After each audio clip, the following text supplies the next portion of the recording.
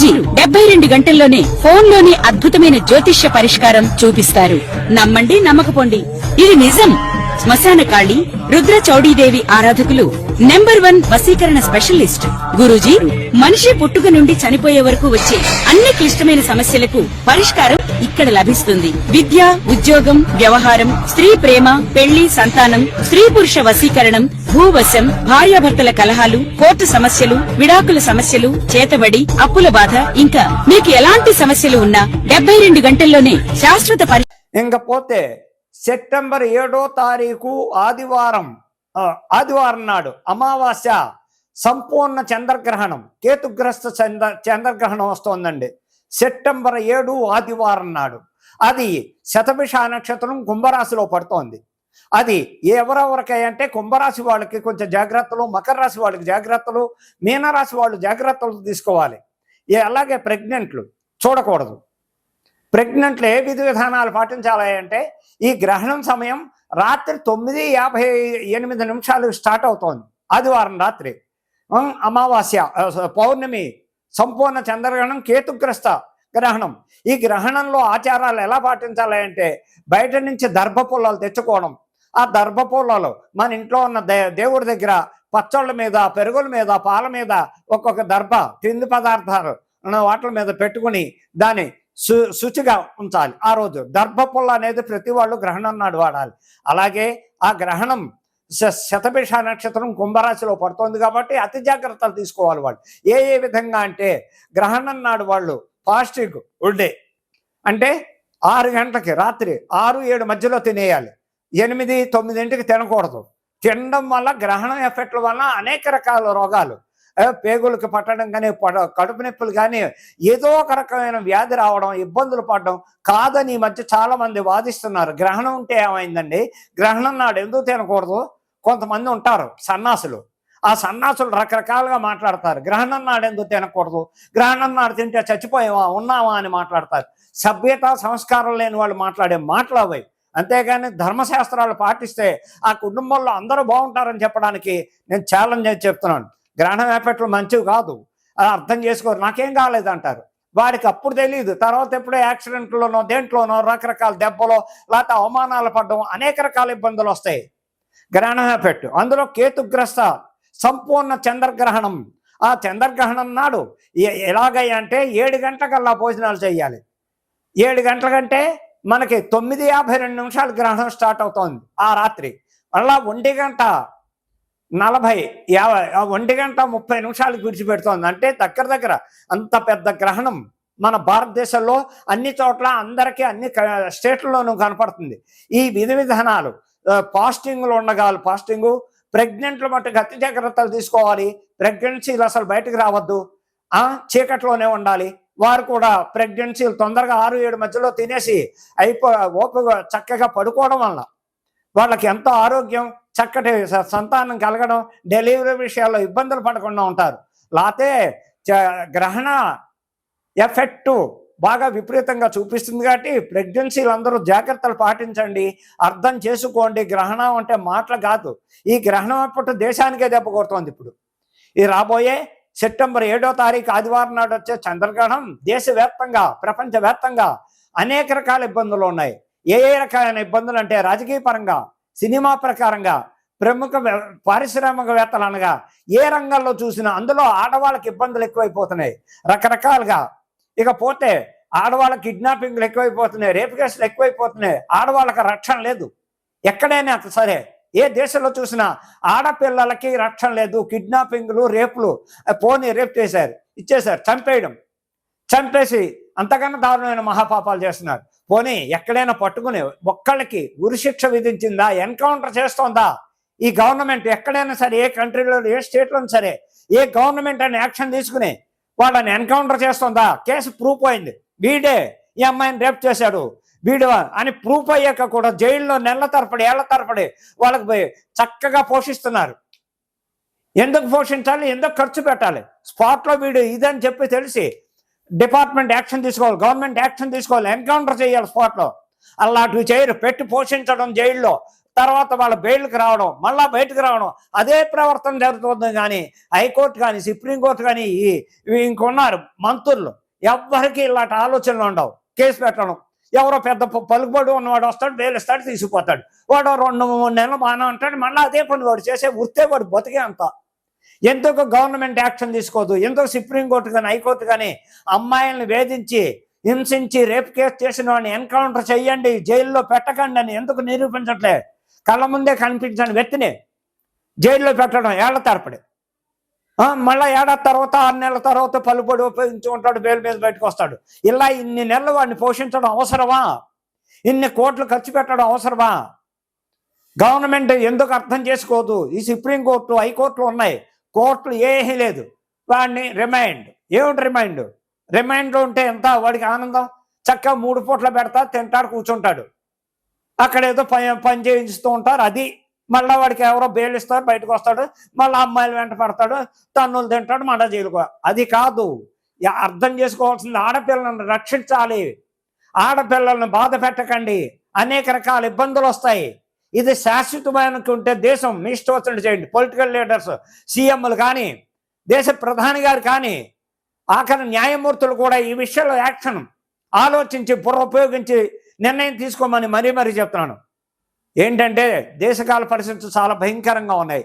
కాల పరిస్థితులు చూస్తుంటే రకరకాలుగా అందుకుని ఈ వినాయక నిమజ్జనం కోసం పెద్దవాళ్ళు, పురోహితులు కానీ, జ్యోతిష్యులు కానీ, పండితులు కానీ, వేద పండితులు కానీ, పీఠాధిపతులు కానీ, ప్రవచనాలు ఇచ్చి వాళ్ళు కూడా ఎన్నో విధాలుగా మీరు వినాయక చవితి విశిక్షణ చక్కగా వాళ్ళకి అర్థమయ్యేటట్టు చెప్పి ఏ విధంగా పాలవుతా వినాయక చవితి చేసుకోవాలో అలా మీరు వాళ్ళకి అన్ని విధాలా చెప్పి, మీరు టీవీలోకి వచ్చి ఈ ప్రవచనాలు చెప్పి వాళ్ళు పీఠాధిపతులు మీరందరూ టీవీకి వచ్చి హుస్సేన్ సాగర్లో నిమజ్జనం చెయ్యకండి, అది మంచిది కాదు, మన కాళేశ్వరం వెళ్ళండి, రాజమండ్రి గోదావరి, శ్రీశైలం సాగర్, గండిపేట చెరువు, హిమాయత్ సాగర్ అందులోనూ కలపండి అని మీరు కూడా మీలాంటి పెద్దవాళ్ళు చెప్తే జనాలు అర్థం చేసుకుంటారు. అది ఎవరి వల్ల కావట్లేదు, అది మాంటలేదు. అందుకే ఈ గర్భదరిద్రాలు దేవుళ్ళని తీసుకెళ్లి మురుగుంటల్లో కలపడమే పరమ దరిద్రం అయిపోతుంది. ఇప్పటికైనా ప్రజలు అర్థం చేసుకోండి, ఆ దైవాన్ని దైవంలో చూడండి. మీకు నచ్చిన చోట ఎక్కడో గుంత ఉంది, ఆ గుంతలో మురుగుంటలో పడేయడం కాదు, అది పద్ధతి కాదు. సనాతన ధర్మంలో ఉండండి, మీ సనాతన ధర్మాన్ని పాటించండి. అందరూ అర్థం చేసుకోండి, ఎక్కడ పడితే అక్కడ నిమజ్జనాలు చెయ్యకూడదు అని విన్నపించుకుంటూ మీకు సభాముఖంగా క్షమాపణ అడుగుతున్నాను.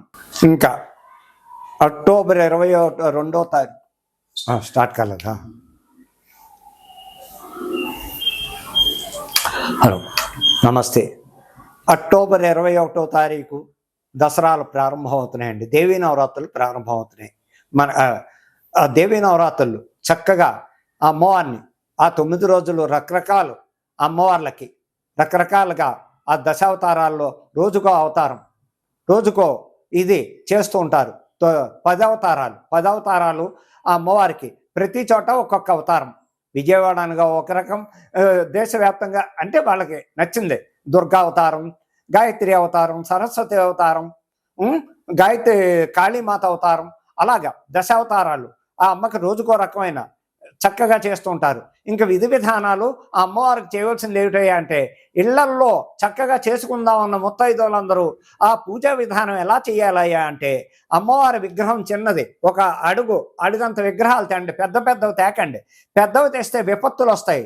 పెద్ద విగ్రహాలు ఎప్పుడు ఇళ్లలో పెట్టి పూజించకూడదమ్మా. ఆడపడుచులంతా అర్థం చేసుకోండి. ఆ దేవీ నవరాత్రులు పవిత్రంగా ఎందుకయ్యా అంటే, నవరాత్రులు ప్రారంభం రోజే చక్కటి బొమ్మను తయారు, లేదు చిత్రపటం, దుర్గాదేవి చిత్రపటం పెట్టుకోండి. చక్కగా పూజ విధానాలు ఎలాగంటే, అమ్మవారికి అక్షితలు ముందుగా పసుపు గణపతి తయారు చేసుకోవడం, అక్కడ పళ్ళు పలహారాలు అన్ని నివేదనలు ముందే ప్రతిరోజు చేసుకునే వాళ్ళకి 10 రోజులు పులిహార నివేదన. ఆవిడ పులిహార ఫస్ట్, తర్వాత పూర్ణాలు, మన ఇష్టం. రోజుకో నివేదన, ప్రతిరోజు కంపల్సరీ పులిహార తప్పదు. దాన్ని బలిదానం అంటారు అసలు, యాజ్ పర్ రూల్. ఆ పులిహార అనేది కొంచెమైనా ప్రతిరోజు అమ్మవారికి నివేదన ఇవ్వాలి. తర్వాత మీ ఇష్టం, క్షీరాన్నం చేస్తారో, పూర్ణాలు చేస్తారో, వడలు చేసుకుంటారో, ఎన్ని రకాలు చేసినా తప్పులేదు. మన విధి విధానాలతో ఆచారాలు పాటిస్తూ సనాతన ధర్మంలోకి రావాల్సిన విధానం ఏమిటయ్యా అంటే, మొదటి రోజు ఉదయమే తెల్లవారుజాము 4 గంటలకు బ్రహ్మ ముహూర్తంలో లేవండి. ఆ బ్రహ్మ ముహూర్తంలో గబాబా ఇల్లు ఉడుచుకోండి, చక్కగా బట్ట పెట్టండి. ఇల్లు మీరు 6 గంటలకల్లా స్నానం చేసి మంచి బట్ట కట్టుకుని తయారవ్వండి. పూజా సామాగ్రి అంతా దేవుడి గదిలో పెట్టుకోండి. విగ్రహం పెట్టి వాళ్ళు పెడితే 1 అడుగు 2 అడుగులు మించి ఉండకూడదు. అలా చక్కగా లేదు చిత్రపటం పెట్టుకోండి, ఆ దుర్గావతారం. ఆ చిత్రపటానికి అక్కడ విధి విధానంతో చక్కగా పూజా విధానం ఎలా చేయాలంటే ఆ దుర్గానామాలు చదువుకోవడం, లలిత పారాయణలు చేసుకోవడం సరదాగా, రకరకాలు అన్ని రకాలు రోజుకో రకంగా చదువుకుంటూ విధి విధానాలు పాటిస్తూ దేవీ నవరాత్రులు బ్రహ్మాండంగా చెయ్యండి. ఆడపడుచులందరికీ, ముత్తైదులకి, తల్లులకి, అక్కలకి, చెల్లెళ్ళకి అందరికీ నేను విన్నపించుకుంటున్నాను.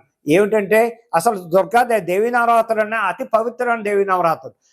అందులో ఎక్కడ బాగా చేస్తారంటే బెంగళూరు మహానగరంలో దేవీ నవరాత్రులు బ్రహ్మాండమైన ఉత్సవాలు, అలాగే విజయవాడ కనకదుర్గమ్మకి, అలాగే హైదరాబాద్లో కూడా అసలు పవిత్రమైన చోట, అలాగే కాళికాదేవి ఎలాగంటే కలకత్తా బ్రహ్మాండంగా చేస్తారు, అస్సాంలో కామాక్షి గుళ్ళు బ్రహ్మాండంగా చేస్తారు. అక్కడే ఎలాగైనా ఎక్కడ అమ్మవారి గుళ్ళు ఉంటే అక్కడ ఆ దేవీ నవరాత్రులు 10 రోజులు కూడా బ్రహ్మాండ ఉత్సవాలు చేసి ఇది కూడా తప్పు చేస్తున్నారు.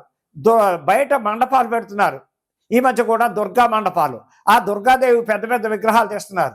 వారు కూడా 10వ రోజు నిమజ్జనం హుస్సేన్ సాగర్కి ఎడుతున్నాయి. ఇక్కడ హైదరాబాద్ మహానగరం వాళ్ళు ఆ మహాతల్లిని కూడా ఆ మురుగుంట్లో దింపుతున్నారు. అది కూడా తప్పే, ధర్మం కాదు అనే ఆడవారు అందరూ అర్థం చేసుకుంటారని అక్కలకి, చెల్లెళ్ళకి, అమ్మలకి, అత్తలకి, తల్లులకి నేను విన్నపించుకుంటూ అనేక రకాలుగా దేవీ నవరాత్రులు బ్రహ్మాండమైన శక్తి స్వరూపిణి ఆదిపరాశక్తి. ఆదిపరాశక్తి 10 అవతారాలు ఎత్తింది. ఎవరు? ఆదిపరాశక్తి పార్వతీదేవి సాక్షాత్తు. ఆ పార్వతీదేవి ఆ శివుడు ఉద్వాదన వల్ల ఆవిడ 10 అవతారాలు ఎత్తి దశావతారాల్లో ఒక్కొక్క అవతారంలో ఒక్కొక్కరిని సంహరించుకుంటూ ఆ మహాతల్లి బ్రహ్మాండంగా దేశ ప్రజల్ని ఆదుకుంటూ ముత్తైదులకు అండదండలతో అమ్మా నేను ఉన్నాను, మీకు నన్ను ఆరాధించండి, నన్ను బాగా ఆరాధించ. శుక్రవారం మంగళవారాలు వస్తే గడపకి పసుపు రాసుకోండి, ఇళ్లలో అమ్మవారికి ఎర్రటి పూలు, గులాబీ పూలు, మీ ఇష్టం వచ్చిన పువ్వులతో మంగళవారం శుక్రవారాలు చక్కగా అమ్మవారికి చెయ్యండి. మీకు తోచిందే నివేదన ఇవ్వండి, మీకు చేతనైనంతే చెయ్యండి. ఎంత పవిత్రంగా ఉంటారో ఆ 10 రోజుల్లో నాన్ వెజ్ ముట్టుకోకుండా. అంటే చేసుకునే వాళ్ళ గురించి చెప్తున్నాను, చెయ్యలేని వాళ్ళు వాళ్ళ ఇష్టం. ఆ 10 రోజులు పవిత్రంగా చక్కగా దుర్గాదేవిని ఆరాధించండి. దేవీ నవరాత్రులు 9 రోజులు నవరాత్రులు పాటించండి. కిందే పడుకోవాలి, ఎర్రని చీర కట్టుకోవాలి. ఆ ఎర్రని చీర కట్టుకోవడం వలన ఎర్రని గాజులు, ఎర్రని చీర కట్టుకోవాలి. కానీ రకరకాల ధర్మశాస్త్రం 10 రోజులు ఇంట్లో చేసుకుని దేవీ నవరాత్రులు చేసుకుని ముత్తైదులు అందరూ అక్కలు చెల్లెళ్ళు ఎర్రని వస్త్రం వాడాలి. ఆ ఎర్రని చీరలు, పట్టు చీరలు, కాటన్ చీర మన ఇష్టం. చక్కగా ఆకుపచ్చ అంచు ఉన్నదో మీ ఇష్టం, అలా వాడాలి. కానీ రోజుకో రకమైన మ్యాచింగ్ జాకెట్లు, మ్యాచింగ్ చీరలు కట్టుకోకూడదు, ధర్మం కాదు. ఏది ఇంట్లో పెట్టిన మేము నవరాత్రులు చేస్తున్నామండి అన్న వాళ్ళ గురించి చెప్తున్నాం. అలాగే ఇంట్లో కూడా ప్రతిరోజు మొత్తం సాయంకాలం 6 to 7 మధ్య 6 దగ్గర నుంచి 8 దాకా ముత్తైదులను పిలుచుకోవడం, తాంబూలాలు రెడీ చేసుకోవడం, లలిత పారాయణ పెట్టుకోవడం. ఆ లలిత పారాయణ అయిపోగానే ఆడవాళ్ళ పసుపు రాసి బొట్టెట్టి తాంబూలం మన స్తోమత ఉన్నదే, ఓ జాకెట్ ముక్కో లేదో ఓ పండు తాంబూలం తామలపాకులో పెట్టి వాళ్ళ ఆశీర్వచనం చేసుకుని వాళ్ళకి చేతుల్లో తాంబూలం పెట్టి ఆశీస్సులు అక్షతలు వేయించుకుంటే ఎంతో ముత్తైదుతనానికి ఎంతో చక్కటి ఆ అమ్మవారు అండగా ఉండి మీ ముత్తైదుతనాన్ని కాపాడుతుంది. అవి పాటించండి. రకరకాలుగా ఆ ఇంట్లో వాళ్ళు అలా చేశారు, ఈ ఇంట్లో వాళ్ళు ఇలా చేశారు, గొప్పలకే చేస్తున్నారు. కానీ దైవ భక్తితో ఎవరు చెయ్యట్లేదు. దైవం ముందుండాలి. దైవమే మనకి ఆ 10 రోజులు చక్కగా. అంతేగాని గొప్పలకు పోకండి. వాళ్ళ ఇంట్లో ఎంత ఎలా చేశారు గ్రాండ్గా, మన ఇంట్లో ఎలా చేయాలి, అప్పులు చేసి పాడవకండి. గొప్పల కోసం కాదు, దైవం కోసం చేయండి. ప్రతి ఇంట్లో ప్రతి ఆడపడుచు, ప్రతి ముత్తైదుకి చెప్తున్నాను, ప్రతి ఆడపిల్లలకి ముత్తైదువులు ఎప్పుడు కూడా గొప్పల కోసం పోకండి. వాళ్ళ ఇంట్లో వాళ్ళు డబ్బును చేసుకున్నారు, వాళ్ళ ఇష్టం. మిడిల్ క్లాస్ వాళ్ళు కూడా అప్పులు చేస్తున్నారు. అది గొప్పతనం కాదు, అసలు వినోదం. అమ్మవారికి చేయవలసింది పూజా విధానం చేయాలి, కానీ గొప్పల కోసం చేస్తున్నారు. ఎందుకు గొప్పలు? అమ్మవారి పూజలకేను అసలు దైవానికి గొప్పల కోసం చేయకూడదు. మన ఇంట్లో ఉన్న వాళ్ళే మనం చక్కగా అమ్మవారిని ఆరాధించండి, చెయ్యండి, ఎంతో ఉపయోగపడతారు.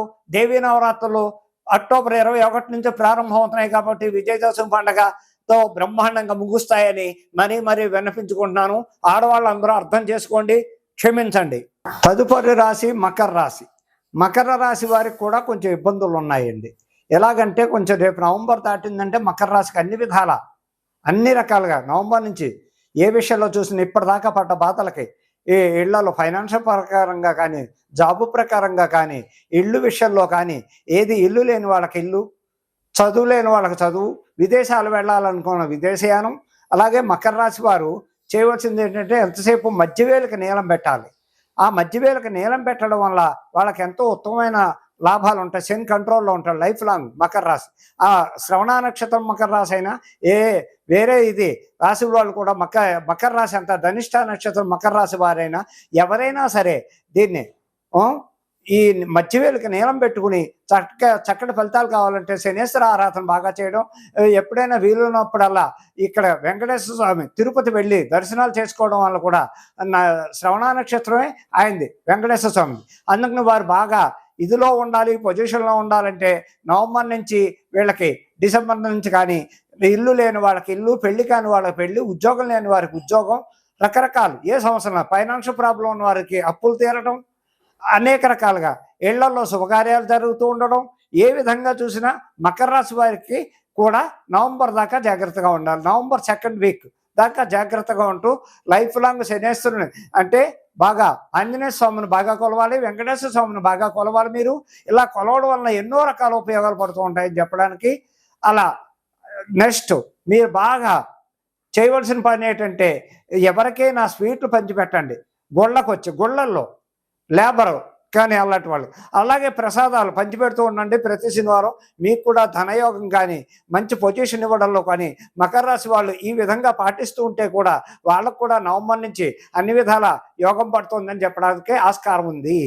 ఈ మధ్యకాలంలో యాంకర్లు ఎవరు ఫోన్లు ఎత్తరు, ఈ జ్యోతిష్యులను ఇబ్బందులు పెడుతున్నారు. ఒకవేళ ఎత్తేరా అనుకోండి సమాధానం ఇప్పుడే మాట్లాడుతూ ఉండవు, మళ్ళా సమాధానం చెప్పరు. వీళ్ళు ఎన్నిసార్లు ఫోన్ చేసినా బిజీ బిజీ బిజీ, రింగ్ అయినా ఎత్తరు, పోనీ మళ్ళా చేస్తామంటారు ఎత్తరు. ప్రతి చోట యాంకర్లు ఈ జ్యోతిష్యులను చాలా ఇబ్బందులు పెడుతున్నారు. మీరు అర్థం చేసుకుని మాకు ఇచ్చి విలువ ఇవ్వండి. మీరు మాకే రూపాయి పెట్టరు, మీ దగ్గర మేమే రూపాయి తినాం, మా సొంత ఖర్చులతో వస్తాం, మా బాధలు మేము పడతాం, మా తిండి మేము తింటాం. అయినా సరే అవమానిస్తున్నారు యాంకర్లు అందరూ కూడా.